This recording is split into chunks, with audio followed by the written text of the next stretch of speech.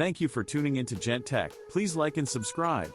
Today I would like to show you an introduction guide on where to find the update area in settings and what the updates look like for Windows.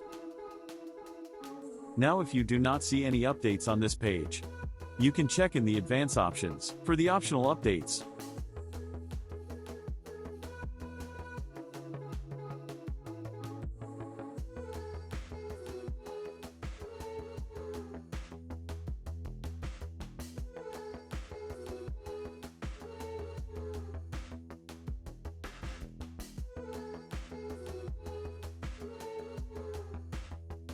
Now if you are watching this at work, then you might want to apply a group policy update through your command prompt.